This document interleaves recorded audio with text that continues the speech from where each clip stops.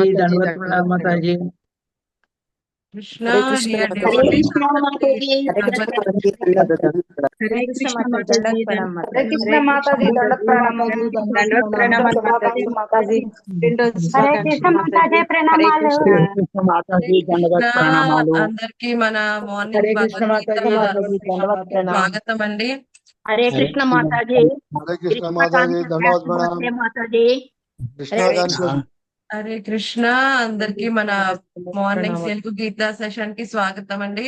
మనం చక్కగా ప్రణామం చేసుకుని భగవంతుని మంగళాచరణ చేసుకుని ఈ రోజు సెషన్ లోకి అడుగు పెడదాం. అందరికి చాలా చాలా ధన్యవాదాలు. హరే కృష్ణ మాతాజీ ధన్యవాద ప్రణాం. ధన్యవాద హరే ప్రణామం. హరే మాతాజీ. ఏం మాతాజీ ఇన్ని దినాలకు కానొస్తారు మీరు? కృష్ణ ఈ రోజుకి పర్మిషన్ ఇచ్చారు మాతాజీ ఫైనల్ గా. ఏం 2 నెలలు కనిపించట్లేదు.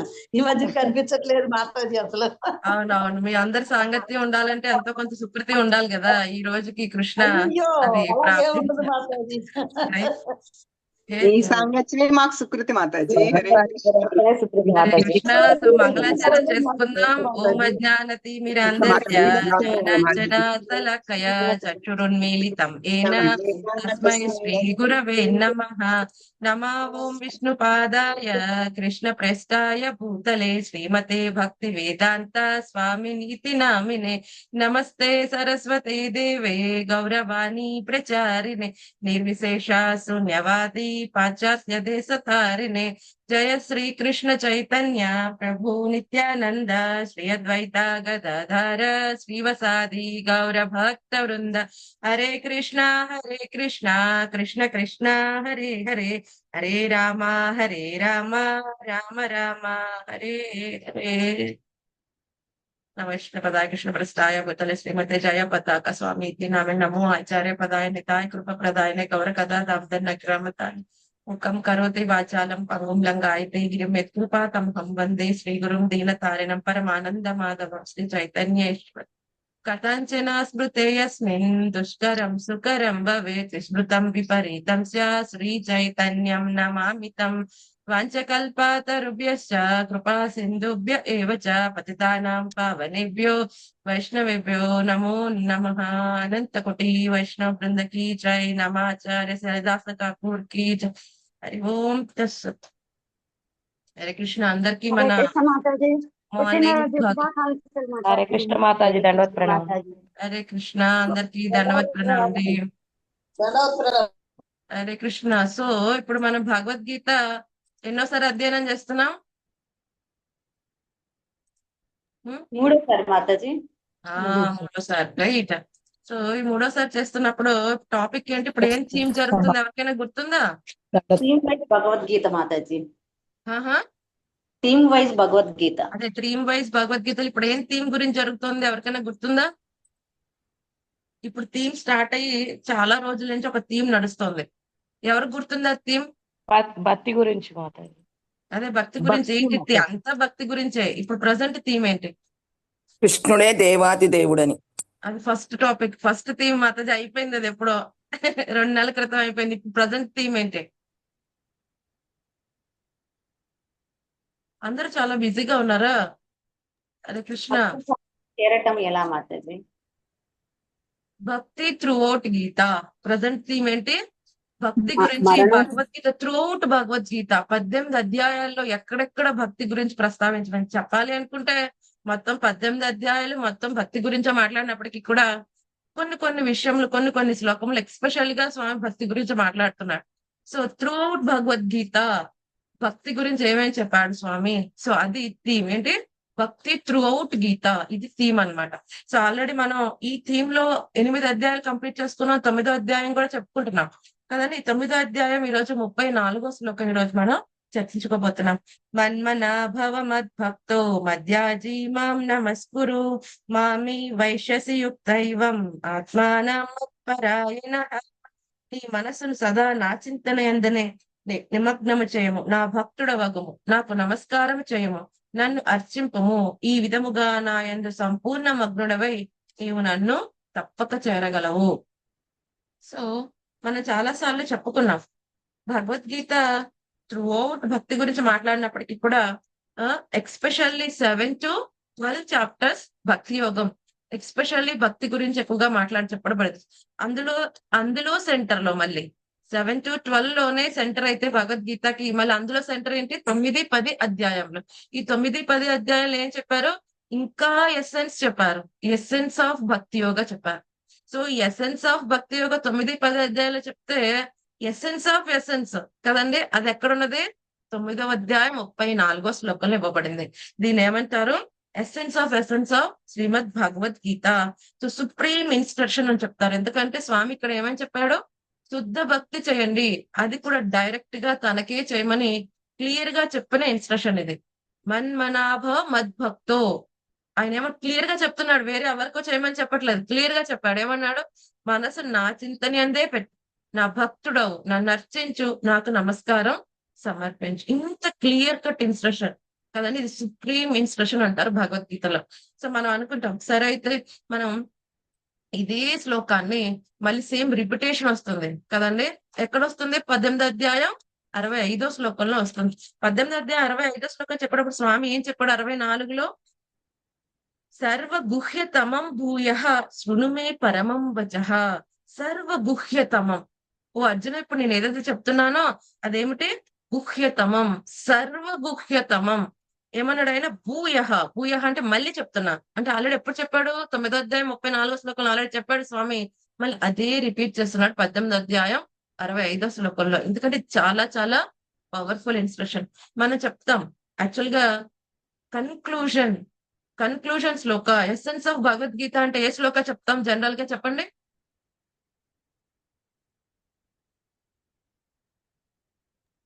సర్వధర్మాన్ పరిత్యజ్య మాతాజీ. సర్వధర్మాన్ పరిత్యజ్య మామేకం శరణం వ్రజ అహత్వం సర్వ పాపైభ్యో మోక్షయిష్యామి మా శుచః. సర్వధర్మాన్ పరిత్యజ్య కదండి. సో మరి అది ఫైనల్ ఇన్స్ట్రక్షన్ అంటే, మరి ఇది కూడా ఫైనల్ ఇన్స్ట్రక్షన్ ఎసెన్స్ అంటున్నారు.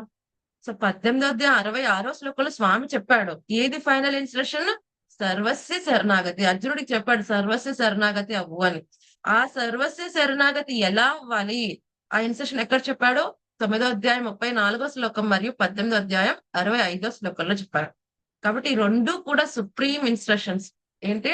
18వ అధ్యాయం 65, లేకపోతే 9వ అధ్యాయం 34 మరియు 18వ అధ్యాయం 66 శ్లోకంలో. ఎందుకంటే సర్వధర్మాన్ని పరిత్యాగం చేయాలి అంటే ఏం చేయమంటున్నాడు స్వామి? స్వయంగా ఏం చేయమంటున్నాడు? డైరెక్ట్ వర్షిప్ చేయమంటున్నాడు. అది కూడా ఏం చేయమంటున్నారు? శుద్ధ భక్తి చేయమంటున్నాడు స్వామి కదండి. విశుద్ధ భక్తి చేయమంటున్నాడు. సో ఆ విశుద్ధ భక్తికి స్వామి ఏం చెప్పాడు? 4 విషయములు చెప్పాడు. ఏంటది? మన్మనాభవ భక్తో, మన స్వామి యొక్క చింతనలోనే ఉంచమన్నాడు కదండి. ఇంకొకటి ఏంటి? ఆయన భక్తుడు అవ్వమన్నాడు, ఆయన నర్చించమన్నాడు, ఆయనకి నమస్కారం చేయమన్నాడు. సో ఇందులో స్వామి చాలా క్లియర్ గా చెప్తున్నాడు. ఏంటి? మన యొక్క స్థూల దేహంతో సూక్ష్మ దేహంతో కూడా స్వామికి మనం శరణాగతి అయి ఉండాలి. సో ఒకసారి కొంతమంది చెప్తారు, సరే అయితే ఈ యొక్క దేహంతో రకరకములైన సర్వీస్ చేస్తాం కాబట్టి మనసు గురించి అడగద్దండి. సో ఇప్పుడు మేమైతే అన్ని సేవలు చేస్తూ ఉంటాం, మనసు ఎక్కడికి వెళ్ళినా పర్వాలేదు కదా అంటాం. అలా కాదు. కానీ మనసు స్వామి మీదే ఉండి స్వామికి సేవ చేయకపోవటము కాదు. స్వామి 2 అడుగుతున్నారు. ఏంటి? సూక్ష్మ మరియు స్థూల దేహంలో మనస వాచ కర్మన ఆయనకి సంపూర్ణ శరణాగతి అవ్వమంటున్నాడు. దానికి సంబంధించినవి 4 ఇన్స్ట్రక్షన్స్ కూడా కదండి. కేవలం మీకు స్థూల దేహాన్ని ఎంప్లాయ్ చేయడం కాదు భక్తియుత సేవలో, లేకపోతే సూక్ష్మ దేహమైన మనసు బుద్ధిని ఇందులో పెట్టడం కాదు, మొత్తం స్థూల సూక్ష్మ దేహంలో పెట్టాల్సి ఉంటుంది భక్తియుత సేవలో. అప్పుడు ఏమంటున్నాడు ఆయన? ఏమవుతుందంట? రిజల్ట్ ఏమొస్తుందంట? ఆయన దగ్గరికి వెళ్తారంట కదండి, ఆయన్ని పొందుతారంట. క్లియర్ గా చెప్పాడు. ఆయన ఏమంటున్నాడు? మత్పరాయణ ఎవరైతే ఆయన భక్తియుత సేవలో ఉంటారో ఏమవుతుందంటే మామీ వైశ్యసి, వాళ్ళు నన్ను పొందుతారు. ఏమవుతారు? వాళ్ళు స్వామిని పొందుతారు ఈ 4 రకముల యాక్టివిటీస్ చేస్తే. మరి ఇంత క్లియర్ గా చెప్పినప్పటికీ కూడా కొంతమంది ఏం వ్యాఖ్యానిస్తారండి? ఓ కృష్ణుడు చెప్తున్నాడు ఎవమని, తనలో ఉన్న వ్యక్తికి శరణాగతి అవ్వమని. లేకపోతే కొంతమంది ఏమంటారు, ఆ నిరాకార బ్రహ్మజ్యోతి నుంచి కృష్ణుడు పుట్టుకొని వచ్చాడు, ఇప్పుడు కృష్ణుడు చెప్పాడు మరి నిరాకార బ్రహ్మజ్యోతిలో కలిసిపోయాడు కాబట్టి అతన్ని ఆ విధంగా శరణాగతి పొందాలి అని చెప్పి వాళ్ళ మానసిక కల్పనల ప్రకారం ఏం చేస్తూ ఉంటారు? రకరకములైన కన్క్లూషన్స్ చేసేసి అమాయకమైన వాళ్ళందరినీ కూడా తప్పుదో పట్టిస్తూ ఉంటారు. కానీ పరమ ప్రామాణికమైన ఆచార్య ముఖతో వింటే అర్థమవుతుంది. క్లియర్ గా చెప్పాడు స్వామి, మత్పరాయణ, నా యందు భక్తియుత సేవలో ఉండాలి. క్లియర్ గా చెప్పాడు. నా భక్తుడు అవ్వమంటున్నాడు, నన్ను అర్చించమంటున్నాడు కదండి, నా యందు చింతనలో ఉండమంటున్నాడు, నాకు నమస్కార సమయం. ఇంత క్లియర్ గా చెప్పినప్పటికీ కూడా వీళ్ళు ఏం చేస్తూ ఉంటారు, తప్పుదో పట్టిస్తూ ఉంటారు. ఎందుకని ఆచార్యులు ఏమని చెప్తారు, దాని ప్రాబ్లం ఏమిటి, వాళ్ళకి తెలియదు స్వామి యొక్క దేహానికి స్వామికి ఎటువంటి తేడా ఉండదని. మనకైతే మన దేహానికి మనకి తేడా ఉన్నది కదండి.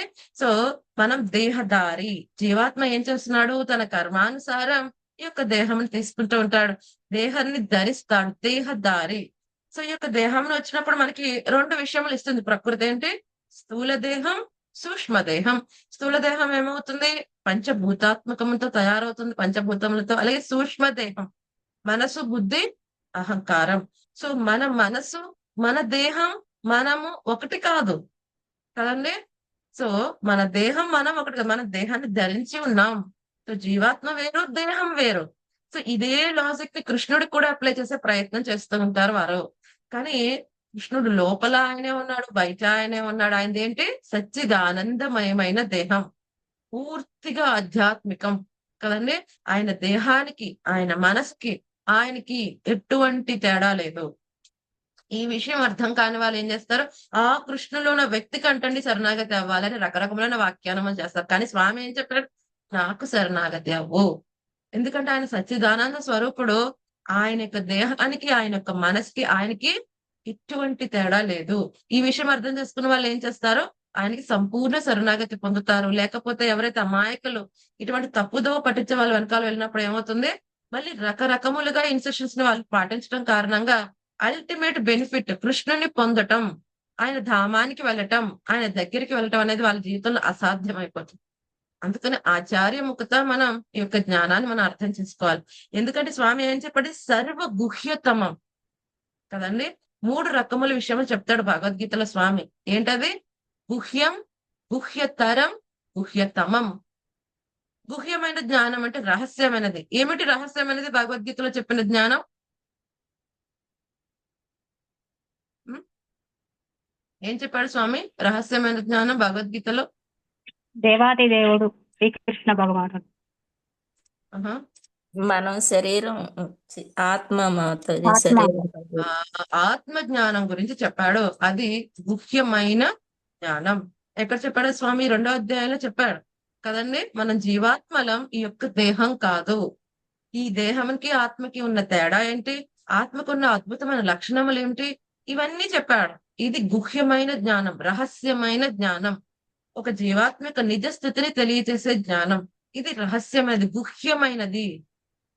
మరి గుహ్యతరం అతి రహస్యమైనది. అతి రహస్యమైనది ఎక్కడ చెప్పాడు స్వామి, 7, 8 అధ్యాయంలో చెప్పాడు. సో భగవంతుని యొక్క భక్తియుత సేవ గురించి, భగవంతుని గురించిన అద్భుతమైన ఆయన శక్తుల యొక్క వివరణ అంతా కూడా ఇచ్చాడు 7, 8లో కదండి. ఇదేమిటి, గుహ్యతరం, అతి రహస్యమైనది. 3వది ఏంటి, గుహ్యతమం. గుహ్యతమం ఏదైతే 9వ అధ్యాయంలో చెప్పాడు, ఏం చెప్పాడు స్వామి, రాజ విద్య, రాజగుహ్యం. అన్ని విద్యల్లో కల్లా రాజు వంటిది, అన్ని రహస్యముల్లో కంటే పరమ రహస్యమైనది కదండి. The secret of all secrets, king of all knowledge. ఏంటది, పరిశుద్ధమైన విశుద్ధ భక్తి, కేవల భక్తి, అనన్య భక్తి. ఇదేంటిది, గుహ్యతమం. అందుకని స్వామి 18వ అధ్యాయం 64వ శ్లోకంలో చెప్తాడేమని, సర్వగుహ్యతమం. వజ్జన ఇప్పుడు నేనైతే చెప్తున్నాను, ఏంటది, ఎప్పుడు కూడా అది సర్వగుహ్యతమం, అతి రహస్యమైనది. ఏమిటది, విశుద్ధ భక్తి. అటువంటి విశుద్ధ భక్తి తనకి డైరెక్ట్ గా చేయమని స్వామి ఈ యొక్క 9వ అధ్యాయం 34వ శ్లోకంలో క్లియర్ గా ఇన్స్ట్రక్షన్ చెప్తున్నాడు కదండి. సో ఇది డైరెక్ట్ ఇన్స్ట్రక్షన్. సో ఎవరైతే దీన్ని పాటిస్తారో కదంత కష్టమేమీ లేదు, మనం వివరించుకుంటాం కదా, అతి సునాయాసంగా ఇన్స్ట్రక్షన్ ప్రతి ఒక్కరూ పాటించవచ్చు. చిన్న పిల్లల నుంచి ఆడ మగ ఎటువంటి లింగ భేదము లేదు కదండి. ఎవరు దీన్ని ఆశ్రయించినా అటువంటి ఫలితమే, స్వామినే పొందుతారు, అందులో ఎటువంటి సందేహము లేదు కదండి. సో చెప్తారు కదా, ఇప్పుడు గంగ ప్రవహిస్తూ ఉంటుంది. సో గంగా దేవిని ఎవరైతే ఇప్పుడు గంగలో స్నానం చేస్తే కొంతమందినే పునీతం చేస్తుంది ఆవిడే, ఏమండి, ఓన్లీ చిన్న పిల్లలు స్నానం చేస్తేనే గంగ వాళ్ళని పవిత్రం చేస్తుంది అంటారా, ఎవరైనా చేయవచ్చా గంగలో, ఎవరైనా అందరికీ ఒకే బెనిఫిట్ వస్తుందా, డిఫరెంట్ బెనిఫిట్ వస్తుందా గంగలో స్నానం చేస్తే, ఒకే బెనిఫిట్ వస్తుంది. అందరికి ఒకటే బెనిఫిట్ వస్తుంది. సో ఈ అంత మహత్యం గంగాదేవికి ఉన్నది. భగవంతుని యొక్క పాద పద్మాల నుంచి ఆవిర్భవించిన గంగాదేవికి అంత మహత్యం ఉన్నది. ఎవరు ఆవిడని ఆశ్రయించినా, ఎవరు ఆవిడలో ఆశ్రయించి ఆవిడ శరణాగతి పొందినా ఏం చేస్తుంది? ఎప్పుడైతే అందులో మనం స్నానం చేసినప్పుడు మన పాపంలో విముక్తి చేస్తుంది. చిన్నపిల్లవాడా, పెద్ద పిల్లవాడా, అది సంబంధం లేదు కదండి. ఎవరినైనా పునీతం చేస్తుంది. అలాగే పరిశుద్ధమైన భక్తి కూడా అంతే. ఇది ఈ క్యాండిడేట్ సూటబుల్ క్యాండిడేటా కాదా? స్త్రీయా, పురుషుడా, లేదా చిన్నపిల్లవాడా, పెద్దవాడా, రాక్షస శరీరంలో ఉన్నాడా, ఈ దేహంలో ఉన్న ఎక్స్టర్నల్ డిఫరెన్సెస్ సంబంధం లేదు. మనం చూస్తే శ్రీమద్ భాగవతులు ఎన్నో వృత్తాంతాలు ఉన్నాయి. వృత్తాసురుడు రాక్షసుని యొక్క దేహంలో ఉన్నప్పుడే భగవద్ధామానికి వెళ్ళాడు. గజేంద్రుడు యొక్క తమో గుణంలో ఉన్న ఏనుగు దేహంలోంచి అదిన ప్రపంచానికి వెళ్ళాడు. చైతన్య చైతామృతులు వస్తుంది ఒక కుక్క చైతన్య మహాప్రభు యొక్క సాంగత్యం కారణంగా హరి హరి కృష్ణ కృష్ణ అంటూ భగవద్ధామానికి వెళ్ళిపోయింది కదండి. ఇన్ని వృత్తాంతములు ఉన్నాయి. చిన్న ప్రహ్లాదుడికి భగవంతుని దర్శనం అయింది. చిట్టి ధ్రువుడికి భగవంతుని యొక్క దర్శనం కలిగింది కదండి. ఎన్నో కోట్ల సంవత్సరములు, ఎన్నో కోట్లాది జన్మలు తపస్సు చేసినా దొరికిన అదృష్టం ఆ ధ్రువుడికి ప్రహ్లాదుడికి అతి చిన్న వయసులోనే దొరికింది. అంటే ఎటువంటి ఎక్స్టర్నల్ డిఫరెన్సెస్ తో సంబంధం లేదు. ఎవరు ఆశ్రయించినప్పటికీ కూడా వాళ్ళు విశుద్ధ భక్తి చేస్తే వాళ్ళకి భగవంతుడు ప్రాప్తిస్తాడు.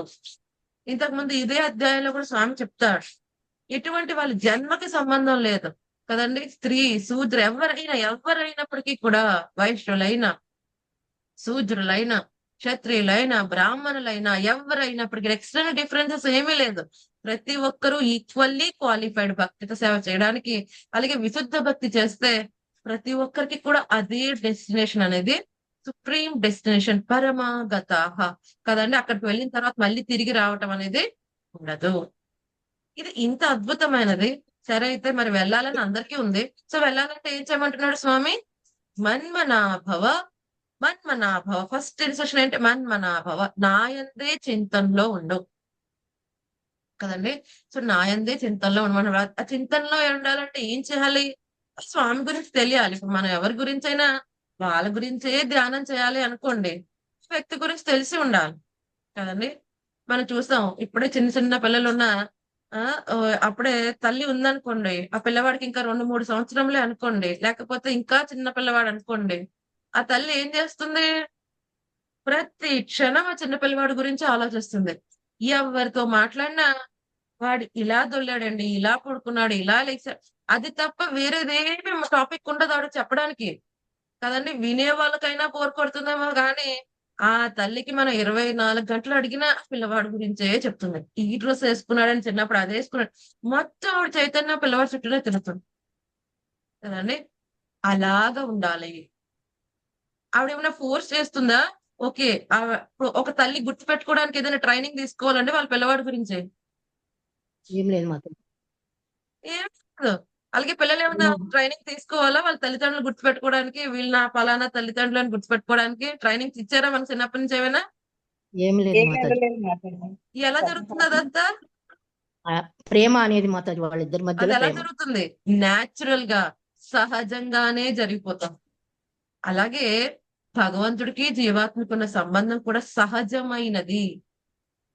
ఇప్పుడు నేను కృష్ణుని గుర్తుపెట్టుకోవాలి అని చెప్పి ఏదో క్లాస్ లో బట్టి కొట్టి చెప్పేసినట్టుగా కదండి. ఓకే, మెకానికల్ గా చేయడానికి ఏమీ లేదు. ఇది న్యాచురల్ ప్రాసెస్. మరి న్యాచురల్ ప్రాసెస్ అంటున్నారు, మాకు ఎందుకండి భగవంతుణ్ణి 24 గంటలు సతతం కీర్తయంతము అన్నాడు స్వామి. మరి మనకెందుకు అనిపించట్లేదు? మనకెందుకు అనిపించట్లేదు అంటే ప్రాబ్లం ఎక్కడుంది? మనలో ఉంది. స్వామి ఎప్పుడు కూడా కృష్ణుడు, సర్వ ఆకర్షకుడు. మనకెందుకు ఆకర్షణ చెందలేకపోతున్నాం ఆయన పట్ల? మనలో ప్రాబ్లం ఉంది. ఎలాగైతే అయస్కాంతం ఉన్నది, అక్కడ ఇనుము ఉందనుకోండి, ఇనుము సహజంగానే అయస్కాంతానికి ఆకర్షింపబడుతుంది.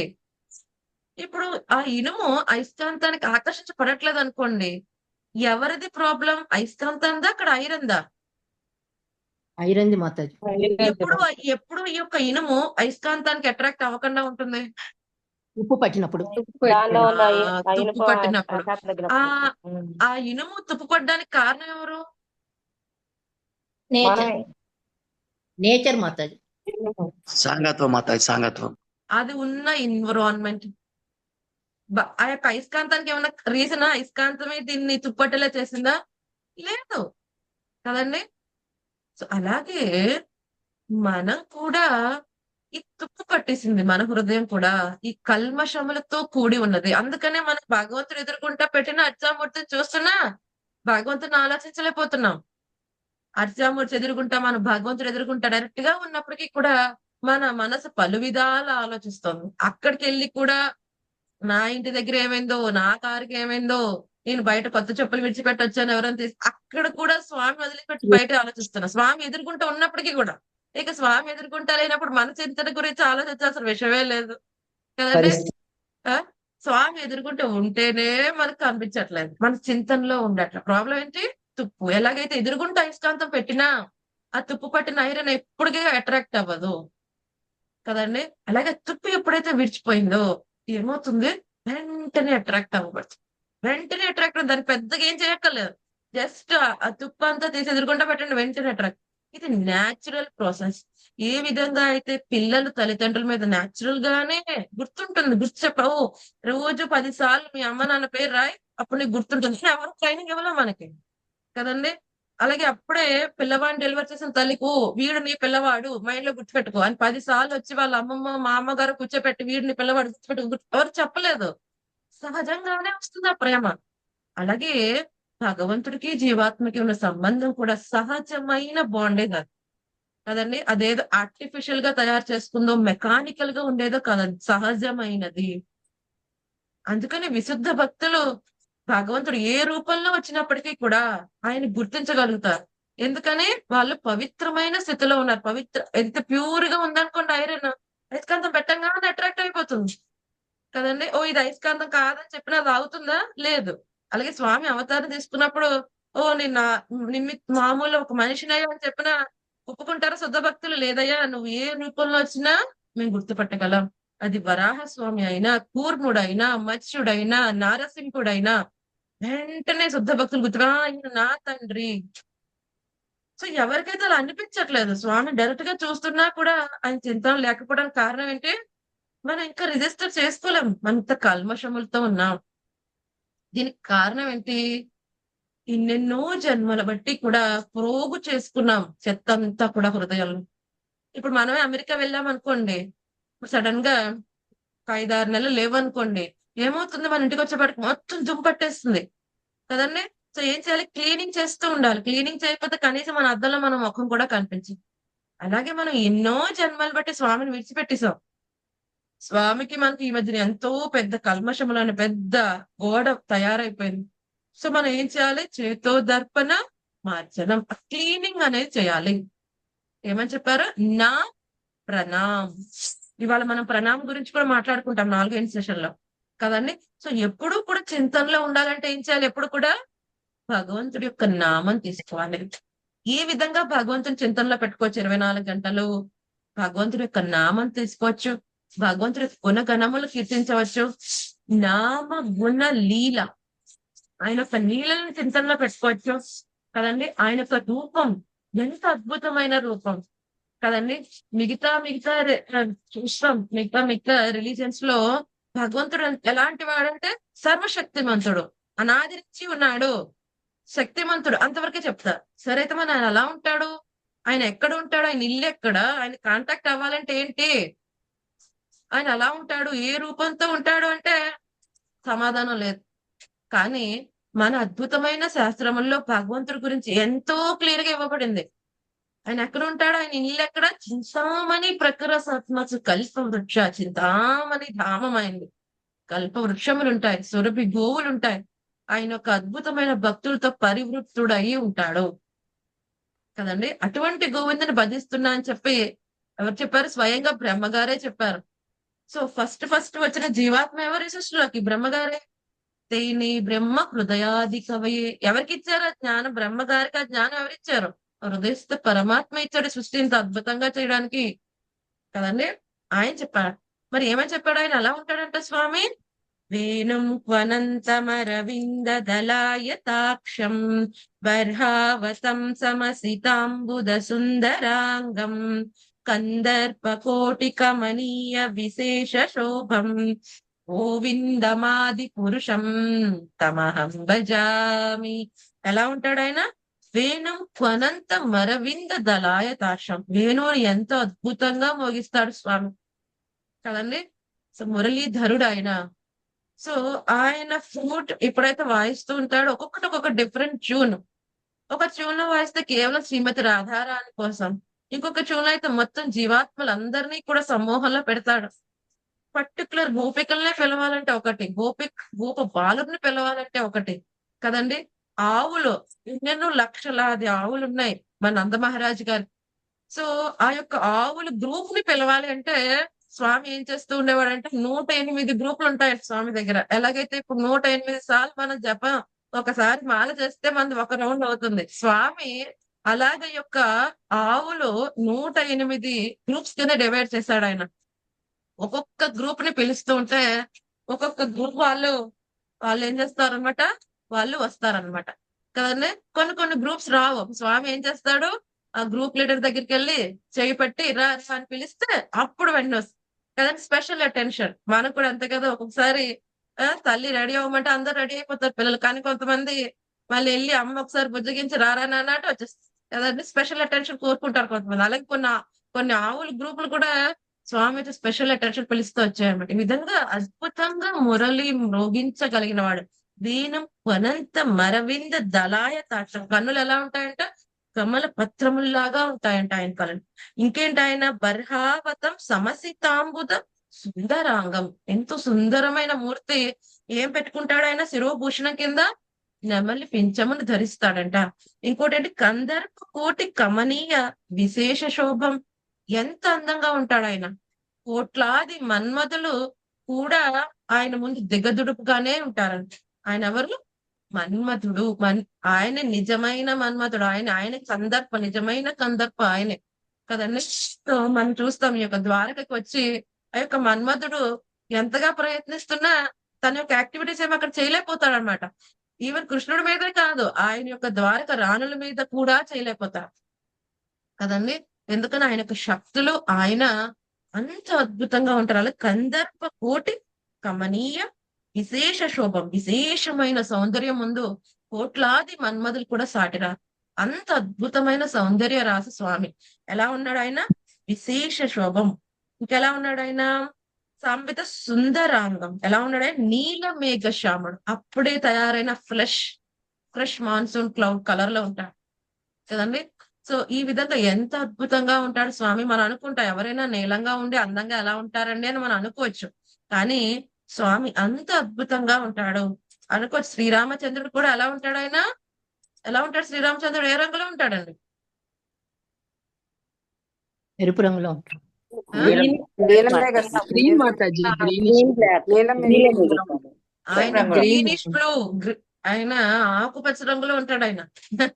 ఆయన అంత అందంగా ఉంటాడంటే ఆయన ఎప్పుడైతే అరణ్యవాసం చేసినప్పుడు సీతాదేవి స్వయంగా స్వామికి సేవలు చేస్తున్నప్పుడు అక్కడ ఋషులు అందరూ అనుకుంటారంట ఈయన మా పతి కింద పొందాలని. అంత అందంగా ఉన్నాడు స్వామి కదండి. వేరే కన్యలను మోహించటం కాదు, ఆ ఋషులు అన్ని విడిచిపెట్టి ఎంతో తపస్సాధలు ఉన్న వాళ్ళు కూడా ఈయన్ని కదా మన పతి కింద పొందాలి. ఎందుకని, మనందరం కూడా ఆయన ప్రకృతే కదండి. మనందరం కూడా ఆయన ప్రకృతి. నిజమైన పురుషుడు స్వామి. అందుకని గోవిందం ఆది పురుషం సమహంభజ. నిజమైన పురుషుడు ఆయనే, మిగతా వాళ్ళందరూ ఆయన ప్రకృతి. మరి అదేంటండి, ఇక్కడ భౌతిక ప్రపంచంలో కూడా మేల్ ఫీమేల్ పురుష స్త్రీ అని అంటున్నారు. అంటే ఇదేంటి, ఇమిటేటింగ్ పురుష కదండి. ఈ జీవాత్మ నిజమైన భోక్త కాదు, కానీ భోక్త అవ్వాలని ఫీల్ అవుతున్నాడు. కాబట్టి ఇమిటేటింగ్ పురుష, భోక్త అవ్వడానికి ప్రయత్నిస్తాడు. ఎప్పుడైతే తన ప్రయత్నములన్నీ కూడా విఫలం అయ్యాయి, ఎప్పటికీ అవుతాయని తెలిసినప్పుడు ఆ నిజమైన పురుషుడికి ఆయన శరణాగతి పొందుతాడు ఆ జీవాత్మ. అటువంటి జీవాత్మ అతి దుర్లభం, మహాత్ముడు. ఇటువంటి వాడు దొరకడు. ఎందుకని, బహునాం జన్మనామంతే జ్ఞానవాన్ మాం ప్రపద్యతే వాసుదేవ సర్వమితి సమహాత్మ సుదుర్లభ. ఎన్నో జన్మల తర్వాత గానీ ఒక జీవాత్మకు అర్థం కాదు వాసుదేవుడే సర్వానికి కారణం. అంత ఈజీ కాదు ఆయన అర్థం చేసుకోవటం, ఆయన శరణాగతి పొందటం. మన ఆచార్యులకు కరుణ కారణంగా మనం ఆయన చక్కగా శరణాగతి పొందుతున్నాం కదండి. సో అలాగే నామం, ఇవంతా కూడా ఆయన ముందు ఎప్పుడూ కూడా ఆయన చింతనలో ఉండాలంటే ఏం చేయాలి, నామం ఎప్పుడు కూడా ఉచ్చరిస్తూ ఉండాలి ఏ యాక్టివిటీ చేసినప్పటికీ కూడా కదండి. సో ఎప్పుడు కూడా నామం ఉచ్చరించడం కారణంగా ఏం జరుగుతుంది? అప్రయత్నంగానే మనసు ఆయన మీదకి వెళ్తుంది. మరి ఎప్పుడు ఆయన నామం చేయాలి అంటే ఏం చేయాలి? నవవిధ భక్తులు చక్కగా చేయాలి. నవవిధ భక్తులు అంటే శ్రవణం, కీర్తనం, విష్ణు స్మరణం. ఎప్పుడు ఆయన స్మరణలో ఉండాలంటే శ్రవణం చేయాలి, ఆయన గురించి వినాలి కదండి.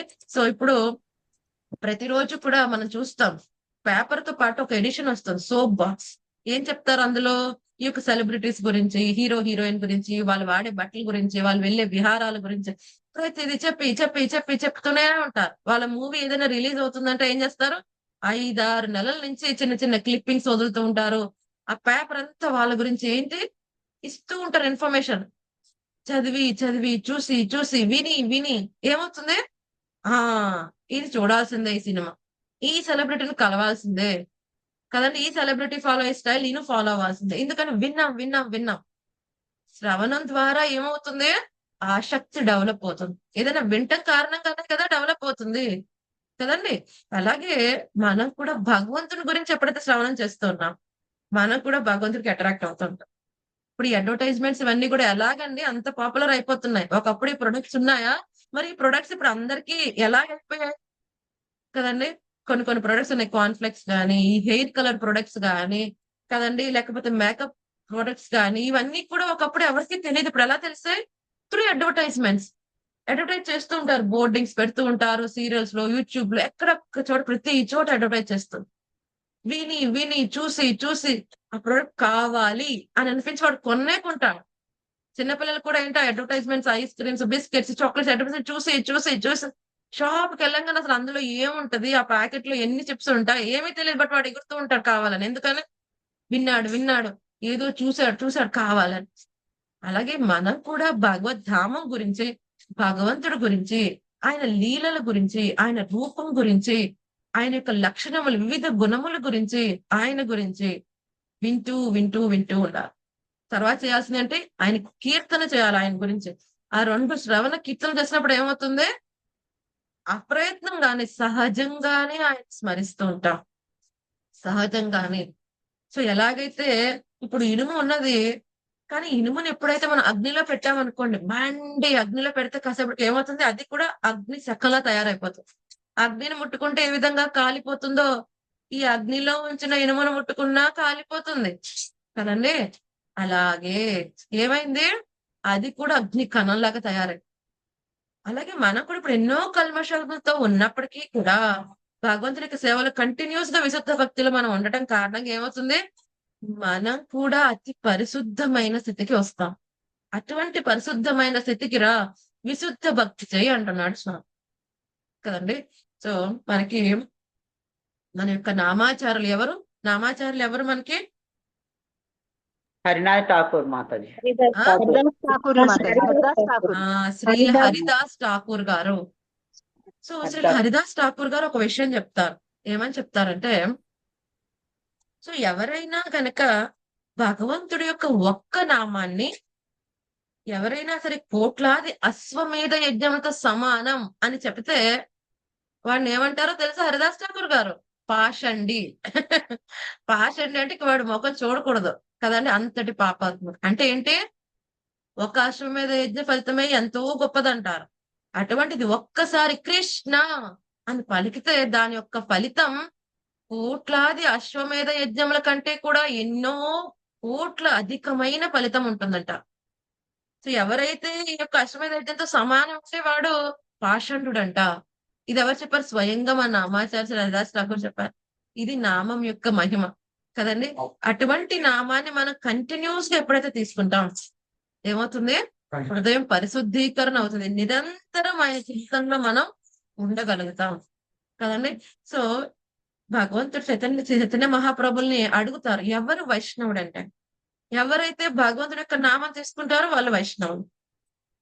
అలా కాదండి, చాలా మంది తీసుకుంటారు కదా.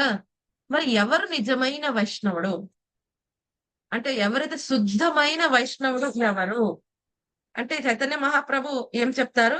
నిరంతరం కృష్ణనామలో ఎవరైతే నిరంతరంగా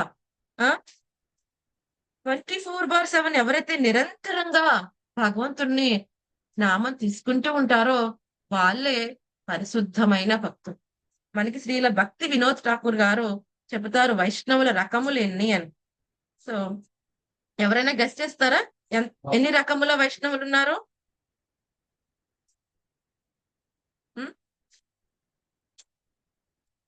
ఎన్ని రకముల వైష్ణవులు ఉన్నారండి? ఒకటే రకం వైష్ణవులు మాతాజీ. అందరూ ఒకలేనా చాలా రకములు ఉన్నారు? ఒక్కళ్ళే మాతాజీ. ఓకే, అంటే అందరూ వైష్ణవులే అంటారా? తిలక్ కంటి పెట్టుకుని జపం చేసే ప్రతి ఒక్కరిది ఒకే రకమైన పొజిషనా?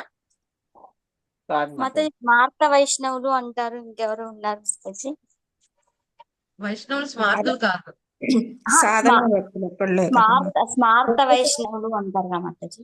స్మార్త వైష్ణవులు అన్నారు. స్మార్తస్ వేరు, వైష్ణవస్ వేరు. ఒక్కసారి హరినామం తీసుకుంటే వైష్ణవులు అంటారు కదా మాతాజీ. అవును, మరి అందరూ ఒకటేనే. ఇప్పుడు స్కూల్కి వెళ్ళిన ప్రతి ఒక్కడు విద్యార్థి కదండి. ఎల్కేజీ వాడు స్టూడెంటే, 10th స్టాండర్డ్ వాడు స్టూడెంటే, పీజీ చదువుతున్నవాడు స్టూడెంటే కదండి. సో డిఫరెన్స్ ఉందా లేదా? లేకపోతే ఎల్కేజీ వాళ్ళకి పీజీ వాళ్ళకి ఒకటేనా వాల్యూ? డిఫరెన్స్ ఉంది కదండి. 2 రకములు. శ్రీల భక్తి వినోద్ ఠాకూర్ గారు శ్రీ చైతన్య శిక్షామృతలో ఒక అద్భుతమైన విషయం చెప్తారు. 2 రకముల వైష్ణవులు ఉన్నారంట. ఎవరు? సాధారణ వైష్ణవులు, విశుద్ధ భక్తి చేసే వైష్ణవులు. కరెక్ట్ గా వినండి, మళ్ళీ లాస్ట్ లో అడుగుతాను ఎంత అర్థమైందో. మళ్ళీ ఇందులో కేటగిరీస్ ఉంటాయి.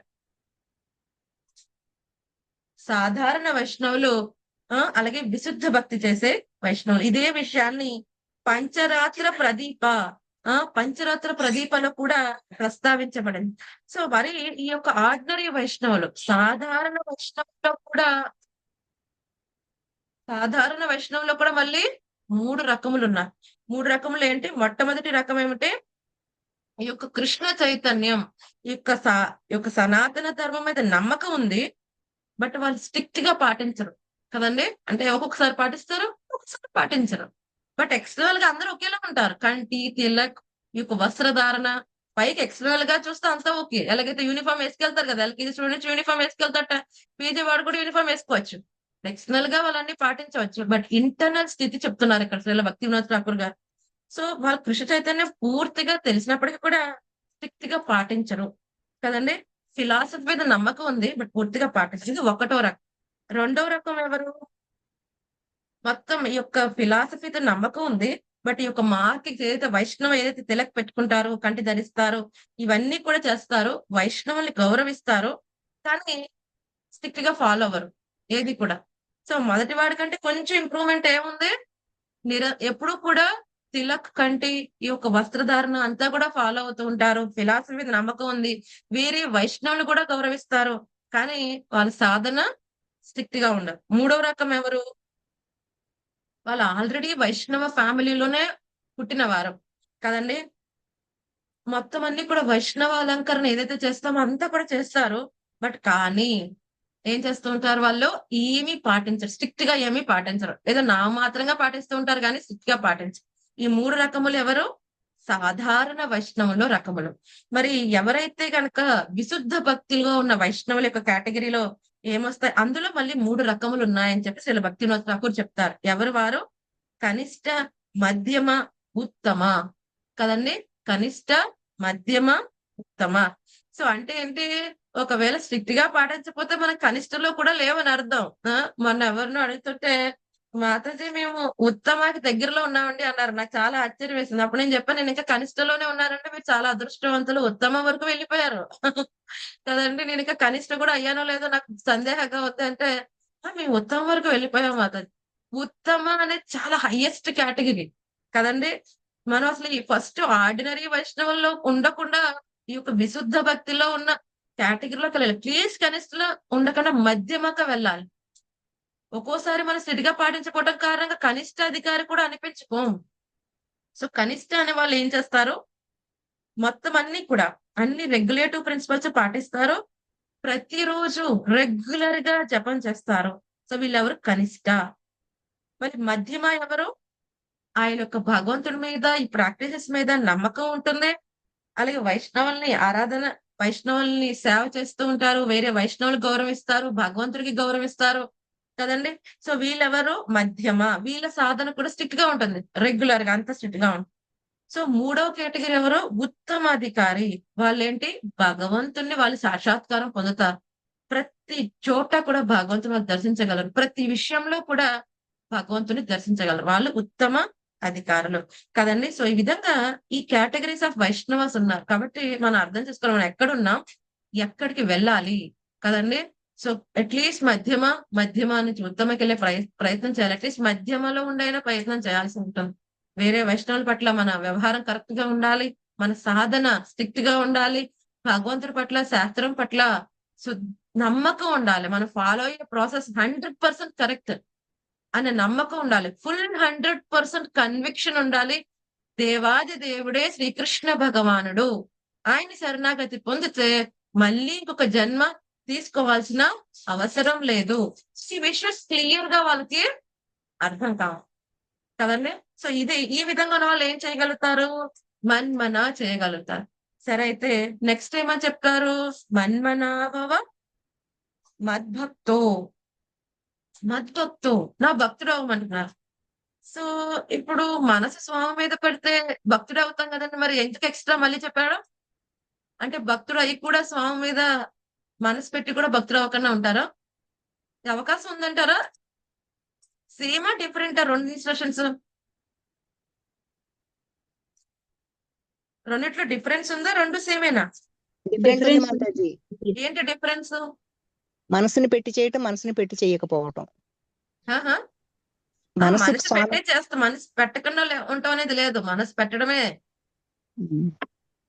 ఎప్పుడు కూడా సదా ఆయన చింతనలో ఉండాలన్న ఫస్ట్ ఇన్స్ట్రక్షన్ అదే, ఇంకా మనసు పెట్టబడడం లేదు. మరి నెక్స్ట్ మద్భక్తో అని ఎందుకు చెప్పాడు ఆయన? మనసు పెడితే భక్తులు ఎవరా? మనసు పెట్టి కూడా వేరే విధంగా చేసే అవకాశం ఉన్నదా? ఉంది మాతాజీ. పరిస్థితులు ఎలా ఉన్నా అప్పటి వరకే చేస్తారు మాతాజీ, మళ్ళీ వాళ్ళ పనుల్లో వాళ్ళు పడిపోతే మళ్ళీ అది చేంజ్ అయిపోతుంది. కాదు, నా భక్తుడివే కమ్మంటున్నాడు స్వామి. అదే కదా, మరి మనసు లగ్నం చేయటం అంటే అది భక్తుడు అవటం కాదా? అది ఇది డిఫరెంటా? రెండు ఇన్స్ట్రక్షన్స్ డిఫరెంటా? స్వామి రిపీట్ చేస్తున్నాడా సేమ్ ఇన్స్ట్రక్షన్ ని వేరే వేరేగా చెప్తున్నాడు? డిఫరెన్స్ ఏమైనా ఉందా?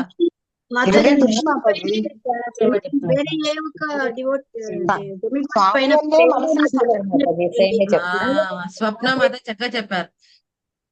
మన భక్తుడు అవ్వకపోయినా వేరే విధంగా మనసు లగ్నం చేయవచ్చు భగవంతుడి మీద కదండి. మనసు లగ్నం చేయడానికి చాలా రకములు ఉన్నాయి, కానీ స్వామి ఏ విధంగా లగ్నం చేయమంటున్నాడు? మద్భక్తో ప్రేమయుత సేవ, ప్రేమగా నా మీద లగ్నం చేయి అంటే ప్రేమగా కాకుండా వేరేగా చేస్తారా ఎవరైనా?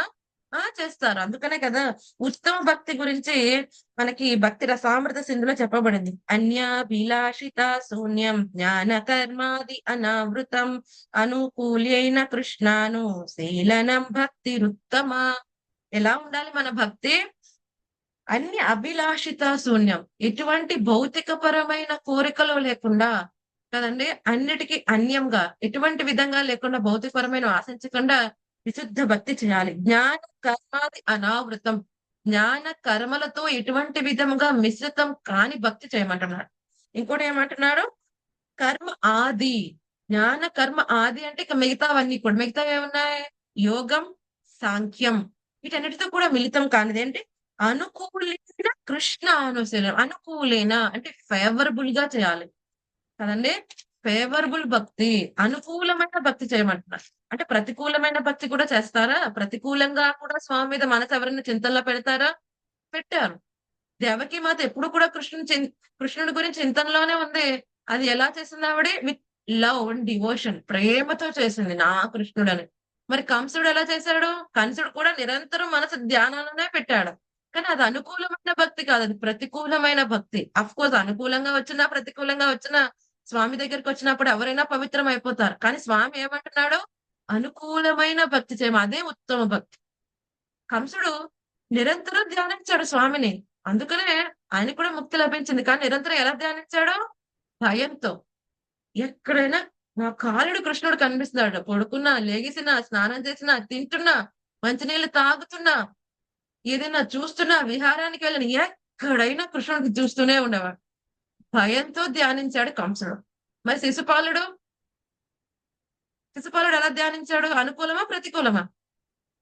ప్రతికూలం మాతాజీ. ఏ విధంగా ధ్యానించాడు శిశుపాలుడు? ద్వేషంతో మాతాజీ. ద్వేషంతో. ఒకే ఏజ్ వాళ్ళు మనం చూస్తాం కదా, కజిన్స్ సిస్టర్స్ ఏం చేస్తారు, కంపేర్ చేసుకుంటూ ఉంటారు కదండి. మనం మోడీ గారితో కంపేర్ చేసుకోం కదా, మన దగ్గర ఉన్న వాళ్ళతో కంపేర్ చేస్తాం కదా. శిశుపాలుడు అలాగే కృష్ణుడు ఇన్ని అద్భుతమైన గుణములు ఉన్నాయి. ఈర్ష్య పెట్టుకునేవాడు, ప్రతి క్షణం చేస్తూ ఉండేవాడు. అలాగే రాక్షసులు ఎంతమంది దానవులు అందరూ వచ్చారు కృష్ణుని సంహరించిన వాళ్ళందరూ కూడా ధ్యానం చేస్తూ ఉండేవారు. అగాసుర, బగాసుర కదండి, తృణావర్త, పూతన, వీళ్ళందరూ ఏం చేశారు? భగవంతుడు ధ్యానం పెట్టరు, కానీ వాళ్ళు ఎలా చేశారు? ప్రతికూల. అటువంటి విధంగా మనకు అంత సహకారంగా ఉండదు. మన ఏం చేయమంటున్నాడు స్వామి? మనం ఎవరైనా సంతృప్తి పరచాలనుకోండి, వాళ్ళు ఎలా కావాలనుకున్నారు వాళ్ళకి నచ్చినట్టుగా మనం వ్యవహరించినప్పుడు మనం సంతృప్తిపరచగలం. నా ఇష్టం వచ్చినట్టు నేను చేస్తా, నీ ఇష్టం వచ్చినట్టు చేస్తే నీ ఇంద్రియాలను సంతృప్తిపరచుకోగలం, కానీ అవతల వ్యక్తిని మనం సంతృప్తిపరచలేం కదండి. సో మనం చూస్తాం మన ఫ్రెండ్స్ కానీ, ఇప్పుడు మన ఫ్రెండ్కి అసలు రెడ్ కలర్ అంటేనే ఇష్టం కాదు, కానీ మనకి చాలా ఇష్టం. సో వాడికి తీసుకెళ్లి బర్త్డే గిఫ్ట్ కింద రెడ్ కలర్ ఉన్న dress, bright red, this is for you, నీ కోసమే 1,00,000 రూపాయలు పెట్టి తెచ్చా. ఎలా ఉంటుంది వాడికి? బాగుంటుందా? ఇష్టం ఉండదు కదా, రెడ్ కలర్ ఇష్టం ఉండదు కదా, వాడికి ఇష్టం లేదు. నిజంగా వాడిని సంతృప్తిపరచాలంటే ఏం చేయాలి? వాడికి ఏం కావాలి అది ఇవ్వాలి కదండి. నిజంగా స్వామి సంతృప్తిపరచాలంటే స్వామి ఏం అడుగుతున్నాడు జీవాత్మని అది ఇవ్వాలి కదండి. ఏమంటాడు స్వామి? మద్భక్తో, ప్రేమయుత సేవలో ఎప్పుడు కూడా ఏమంటున్నాడు ఆయన? మనసు నా చింతనలో ఉంచు. ఇది దేంతో చేయాలి? మనసు చింతనలో ఉంచటం సూక్ష్మదేహంతో చేస్తామా, స్థూల దేహంతో చేస్తామా? సూక్ష్మదేహంతో చేస్తాం.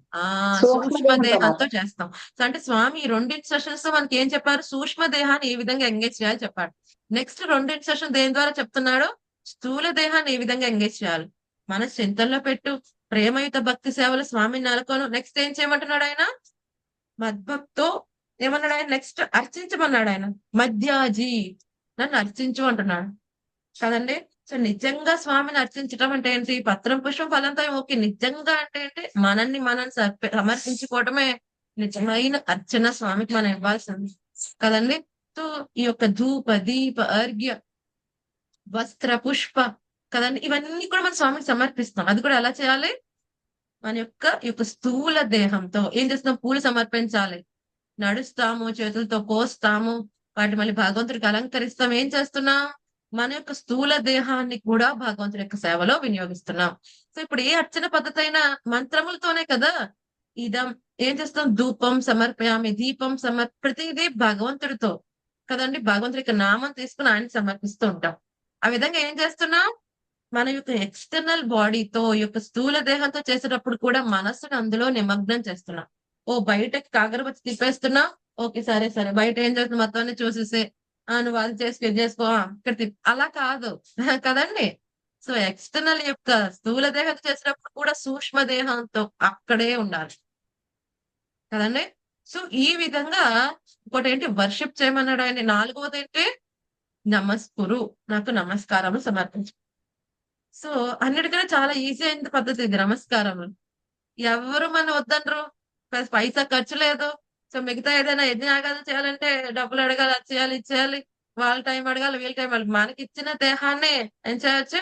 భగవంతుడి సేవలు, నమస్కారములు సమర్పించవచ్చు కదండి. అందుకని భగవంతుడికి ఏంటి? దండవత్ ప్రణామం. దండ అంటే లైక్ స్టిక్, వత్ అంటే పట్టం, ఫాల్ డౌన్. సో దండవత్ లైక్ స్టిక్. ఏం చేయాలి? భగవంతుడి ముందు మనం మొత్తం అంగమ ప్రణామం చేస్తారు. ఎవరు? ప్రభుజీలు. అదే మాతాజీలు ఏం చేయాలి? పంచాంగ ప్రణామం చేస్తారు. సో ఈ అంగంలో ఏముంటాయి? ప్రభుజీ అష్టాంగంలో ఏముంటాయి? ఈ యొక్క కాళ్ళు, చేతులు, ఈ యొక్క థైస్, చెస్ట్, హెడ్, కళ్ళు. అలాగే ఇంకా 2 అంగములు ఏంటి? అష్టాంగంలో 6 అయ్యాయి. ఇంకా 2 ఏమిటి? మనసు, వాక్కు. ఎప్పుడైతే దండవత్ ప్రణామం చేస్తున్నాం మన ఆచార్యుడు గాని, లేకపోతే మన భగవంతుడి గాని చేసినప్పుడు ఏం చేయాలి? వాక్కు, భగవంతుడి యొక్క ప్రణామం అంతరం అప్పుడు మనం స్మరించాలి ఎక్కడో మనసు పెట్టి ఒక ధనవత్ పెట్టేస్తే కాదు. ధనవత్ పెడుతున్నావు అంటే ఏంటి, నేను కంప్లీట్ గా శరణాగతి పొందాను కరిష్యే వచనంత. ఓ కృష్ణ నువ్వేం చెప్తే అది చేస్తాను అని చెప్పడం అన్నమాట. ఇప్పుడు ఏం చేయాలి, మనసు వాక్కు కూడా అక్కడ ఉండాలి. అలాగే అష్టాంగ ప్రణామంలో ఏం చేస్తాం, ఈ యొక్క మోకాళ్ళు, చేతులు, తల, అలాగే మనసు, వాక్కు కదండి, ఇవన్నీ కూడా ఏం చేయాలి, భగవంతుడి యొక్క సేవలో ఉంచాలి. సో మన షడ్గోస్వాములు ఒక గోస్వామి చాలా అద్భుతంగా ఈ యొక్క నమస్కార్ ఈ యొక్క సేవను చేశారు. ఎవరా గోస్వామి గుర్తుందా ఎవరికైనా? జీవ గోస్వామి. కిషోర్ బాబు. ఒక గోస్వామి చేశారు ఈ యొక్క సేవ, నమస్కార సేవ. ఎవరికైనా గుర్తుందా? గౌర కిషోర్ బాబాజీ. గౌరకిషోర్ బాబాజీ. నేను చెప్తున్నాను గోస్వామి గారని, షడ్గోస్వాముల్లో ఒకరు. అదే గడ్డి పరక నోటిలో పెట్టుకొని చేస్తారు ఆయన. కాక శ్రీల రఘునాథ దాస గోస్వామి కదండి. చీడాదహి ఫెస్టివల్ అయింది కదా ఆయన. సో శ్రీ రఘునాథ దాస్ గోస్వామి ఏం చేసేవారు, రోజుకి 1000 సార్లు దండవత్ ప్రణామం ఎవరికి, భగవంతుడు సమర్పించేవారు. వైష్ణవులకు 2000 సార్లు చేసేవారు. అంటే రోజుకి మొత్తం 3000 సార్లు ప్రణామాలు చేసేవారు. మనం ఎన్నిసార్లు చేస్తున్నాం? మనం ఎన్నిసార్లు చేస్తున్నాం అండి? మహాకి 2 సార్లు. మంగళహారతకు సార్లు మాట్లాడి ప్రసాదం ఎన్నిసార్లు? పెట్టినప్పుడు 2 సార్లు. 10 సార్లు ఎక్కడ అవుతుంది మనకి. ప్రసాదం సాయంత్రం చేస్తాం మాతాజీ. చేస్తాం కదా అలా. సో మనకి సందేహం రావచ్చు, ఏమండి 1000 సార్లు భగవంతుని టెంపుల్ కి వెళ్ళారా, అర్చామూర్తిని చూసారా, లేకపోతే 2000 మంది వైష్ణవులు ఒకే రోజు చూసాడా ఆయన? వైష్ణవులు కనిపిస్తే ఓకే, లేకపోతే ఆయన వైష్ణవులు స్మరించుకుని ప్రణామాలు చేసేస్తారు అనమాట. సో ఆ విధంగా 3000 దండవత్ ప్రణామం రోజు కూడా. 1000 ఏమో భగవంతుడికి, 2000 ఏమో భగవంతుని యొక్క భక్తులకి ఆయన ప్రణామాలు చేశారు. మన ఆచార్యులు ఎంతో అద్భుతంగా చేసి చూపించారు. ఏది కూడా అసాధ్యం కాదు, మనసు ఉంటే మార్గం ఉంటుంది కదండి. ఈ విధంగా ఈ రెండిటి ద్వారా ఏమవుతుంది, భగవంతుని అర్చించడం, ఆయన సమర్పించడం అనేది ఏంటి, ఎక్స్టర్నల్ బాడీతో చేసి ఈ విధంగా సూక్ష్మ స్థూల దేహములు రెండింటిని భగవంతుని యొక్క సేవలో డైరెక్ట్ గా వినియోగించమంటున్నాడు స్వామి ఈ యొక్క 9వ అధ్యాయం 34వ శ్లోకంలో. ఇది విశుద్ధ భక్తి గురించి మాట్లాడుతున్న శ్లోకం. అది కూడా డైరెక్ట్ వర్షిప్, ఇండైరెక్ట్ వర్షిప్ ఏం చెప్పట్లా. ఓకే, ఎవరినైనా శరణాగతి పొందు, ఎవరినైనా దండవత్ ప్రణామం చేయి, ఎవరి భక్తుడైనావు, ఎవరినైనా అర్చించు, నన్నే పొందుతావని స్వామి ఎక్కడా చెప్పలే. నన్ను నా భక్తుడవు క్లియర్ గా చెప్పాడు, నా భక్తుడవు అని. సో ఎవరి భక్తుడైనావు పర్వాలేదు, నా దగ్గరికి వస్తావని స్వామి అని చెప్పలే కదండి. ఏ టికెట్ అయినా తీసుకోండి, మీరు ఏ ఫ్లైట్ ఎక్కినా ఢిల్లీ వచ్చేస్తారని ఎవరు చెప్పరు. చెప్తే అది మూర్ఖత్వం కదండి. సో ఇక్కడ నుంచి ఏ ఫ్లైట్ ఎక్కినా నేను బెంగళూరు వెళ్ళిపోతాను అనుకుంటే మూర్ఖత్వం కదండి. సో భగవంతుడు ఏం చెప్పాడు యథాతథంగా మనకి ఎవరు చెప్తారండి, ఆచార్యుడు. ఈ అనుకూలమైన భక్తి చేయాలి అంటే ఆల్రెడీ అనుకూలమైన భక్తి చేస్తున్న వ్యక్తులను మనం శరణాగతి పొందాల్సి ఉంటుంది. సో అటువంటి పరమ పరిపూర్ణులైన జ్ఞానంలో పరిపూర్ణులు, అది కూడా భగవద్ విజ్ఞానంలో పరిపూర్ణులైన ఆచార్యుల్ని మనం సర్వస్వ శరణాగతి పొంది ఏం చేయాలి, వాళ్ళ యొక్క ఆశ్రయం తీసుకుని, వాళ్ళ దగ్గర మనం దీక్ష తీసుకుని, వాళ్ళు చెప్పిన ప్రతి ఒక్క ఇన్స్ట్రక్షన్ ని మనం పాటించాలి. కేవలం దీక్ష తీసుకుంటే అయిపోవటం కాదు. దీక్ష తీసుకున్నప్పుడు ఆయనకు పాటించకపోతే మనం నిజంగా యొక్క గురువు యొక్క శిష్యులు ఎలా అవుతాం?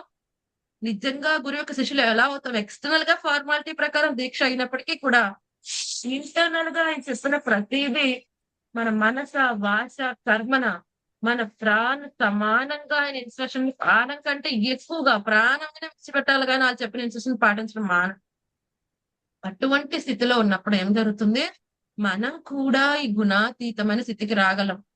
ఏదైతే స్వామి అడుగుతున్నాడు విశుద్ధ భక్తి, అది అంత సాధ్యమైన విషయం కాదు. కేవలం అసాధ్యమైనది కూడా సాధ్యం ఎప్పుడవుతుంది, కేవలం ఆచార్య కృప. యస్య ప్రసాద భగవత్ ప్రసాదం. ఆచార్యని సంతృప్తి పరిస్తే భగవంతుణ్ణి సంతృప్తి పరచుకుని ఆ విధంగా మనం కూడా విశుద్ధ భక్తిలో విజయాన్ని సాధించవచ్చు. సో త్రూఅవుట్ భగవద్గీత ఈ థీమ్ ఏంటి, త్రూఅవుట్ భగవద్గీతలో భక్తి గురించి స్వామి ఏం చెప్పాడు, భక్తి త్రూఅవుట్ గీత.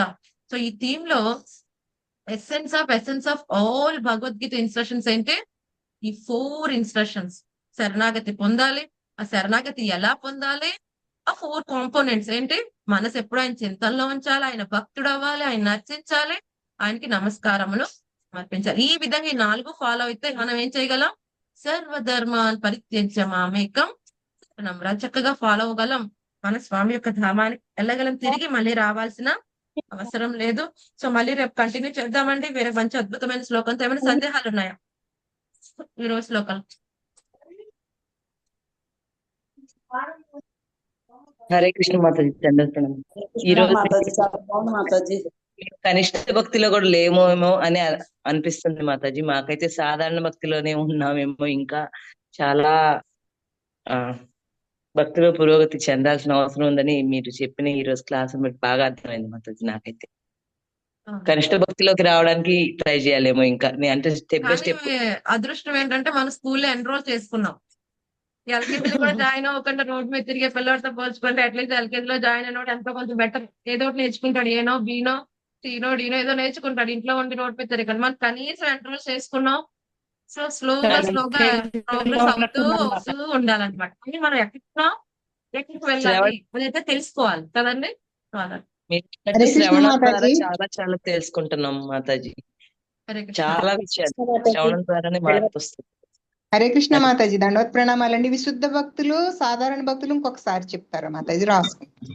హరే కృష్ణ మాతాజీ, సాధారణ భక్తులు, విశుద్ధ భక్తులు. మళ్ళీ సాధారణ భక్తులు 3 కేటగిరీస్ అని మనం చెప్పుకున్నాం కదండి. సో ఆ కేటగిరీలో ఫస్ట్ వాళ్ళు ఏం చేస్తుంటారు? నమ్ముతారు, ఈ ఫిలాసఫీ నమ్ముతారు, కానీ ఏం చేస్తారు? స్ట్రిక్ట్ గా ఫాలో అవర్ అనమాట. రూల్స్ అండ్ రెగ్యులేషన్స్ ని స్ట్రిక్ట్ గా ఫాలో అవర్. రెండవ కేటగిరీ ఏంటి? ఫిలాసఫీ నమ్ముతారు, అలాగే వైష్ణవ తిలక్ యొక్క ఏదైతే బయట ఎక్స్టర్నల్ అపిరెన్స్ కూడా రెడీ అవుతారు ఫుల్ గా, కానీ స్ట్రిక్ట్ గా ఫాలో అవర్. ఏది కూడా వేరే వైష్ణవులు గౌరవిస్తారు, వైష్ణవులతో డీలింగ్స్ బాగుంటాయి. కొంతమంది చాలా డీలింగ్స్ బాగా చేస్తారు వైష్ణవులతో, కానీ ప్రాక్టీస్ జీరో, ప్రాక్టీసే ఉండదు. బట్ బయట అలంకరణ సూపర్ ఉంటుంది. అది రెండవ కేటగిరీ. మూడవ కేటగిరీ ఏంటి? వాళ్ళు పుట్టుకతోనే వైష్ణవుల ఫ్యామిలీలో పుట్టినప్పటికీ వాళ్ళ అలంకరణ, వేషభూషణ, ఎక్స్టర్నల్ అపిరెన్స్ శుభ్రంగా వైష్ణవులో ఉన్నప్పటికీ కూడా సాధన స్ట్రిక్ట్ గా ఉండదు. అంటే సాధన స్ట్రిక్ట్ గా ఉంటామంటే ఏంటి? అహైతుకి అప్రతిహత. శుద్ధ భక్తి అనేది ఈ రోజు చేసి రేపు చేయకపో నిరంతరంగా కొనసాగుతూ ఉండాలి. గంగ ఏ విధంగా ప్రవహిస్తుందో, ఎటువంటి ఆటంకం వచ్చినా చీల్చుకున్న రాళ్ళను చీల్చుకుని వెళ్ళిపోతున్న సముద్రం దగ్గరికి, అలా వెళ్తేనే అది విశుద్ధ భక్తి కదండి. అటువంటి విధంగా వాళ్ళు చేయలేరు, అంటే కంటిన్యూస్ గా చేయకపోతే ఇది సాధారణ భక్తి. ఎవరైతే చేస్తారో అంటే నిరంతరంగా సాగుతున్న దాంట్లో కూడా మళ్ళీ ఏంటి? కనిష్ట, మధ్యమ, ఉత్తమ. ఇది మనకి శ్రీల భక్తి వినోద్ ఠాకూర్ గారు శ్రీ చైతన్య శిక్ష అమృతలో ప్రస్తావించారు ఈ విషయంలో. ఓకే, సరే. So thank you so much dear devotees. ఇంకేం సందేహాలు చెప్తే మనం ఏం చేద్దామండి? హరే కృష్ణ మాతాజీ. హరే కృష్ణ మాతాజీ, ధన్యవాదాలండి. దండవత్ ప్రణామాలు. చాలా బాగా వివరంగా చెప్పారు, రాస్తున్నాను. హరే కృష్ణ. హరే కృష్ణ మాతాజీ. మాతాజీ, దండవత్ ప్రణామాలు. హరే కృష్ణ, ధన్యవాద ప్రణామం అండి. మళ్ళీ రేపు కలుద్దాం. హరే కృష్ణ, హరే కృష్ణ, కృష్ణ కృష్ణ, హరే హరే, హరే రామ, హరే రామ, రామ రామ, హరే హరే. రంధ్రా శ్రీమద్ భగవద్గీత की जय, श्रील प्रभुपाद की जय, गुरु महाराज जय, पताका स्वामी महाराज की जय, निताय गौर प्रेमानंदे हरि हरि हरि बोल.